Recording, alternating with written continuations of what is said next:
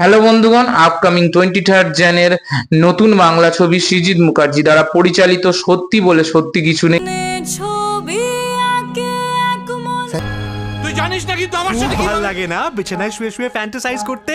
তাকে যখন ঝোলানো হয় ফাঁসিতে তখন ছেলেটি দুটি পা ছটপট ছটপট করতে থাকে, লটকে যায়, তার হিসিপটি হয়ে যায়। আমি খুন করে দেবো তোকে বাঞ্চুর ছেলে।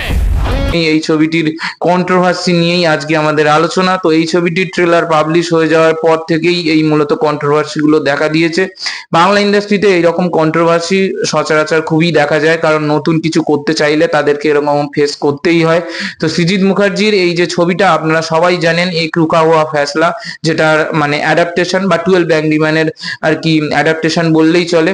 তো অনেকেই দাবি করছেন যে এটা ফ্রেম টু ফ্রেম কপি করা হয়েছে, কিন্তু মোটেই এটা ফ্রেম টু ফ্রেম কপি নয়। অ্যাডাপ্টেশন শব্দটার কথা আগে মানে জানতে হবে এবং রিমেক শব্দটার মানে আগে জানতে হবে। অ্যাডাপ্টেশন মানে মূল যে সিনেমাটার সেটার ধারা বা মূল ধারণাটাকে কেন্দ্র করে নতুন একটা জিনিসে মানে অবলাইজ করা, কিন্তু রিমেক করলে সেটা ফ্রেম টু ফ্রেম রিমেক হতে পারে, কিন্তু অ্যাডাপ্টেশন জিনিসটা ওরকম নয়। এছাড়াও 12 অ্যাংরিম্যান যারা দেখেছেন তারা জানেন যে অবশ্যই এই কনফ্লিক্টের জিনিসটাকে সেটা দেখানো হচ্ছে, কিন্তু সেটা একটা ঘর কেন্দ্রিক বা সেখানে চরিত্র তো অবশ্যই রয়েছে, কিন্তু এরকম দৃশ্যপটে এইরকম চরিত্রগুলোর ব্যাকড্রপ সাজিয়ে তাদেরকে মানে তাদের ব্যাক হিস্ট্রি গুলোকে পাবলিশ করে একসাথে অন্যান্য দৃশ্যপটে বিভিন্নভাবে সেই জিনিসটাকে মানে একসাথে নথিবদ্ধ করা, এই জিনিসটা নেই যেখানে বাংলায়। এখানে সৃজিত মুখার্জি সেই জিনিসটা করে দেখিয়েছেন। আশা করি বইটা সত্যি খুব ভালো হবে।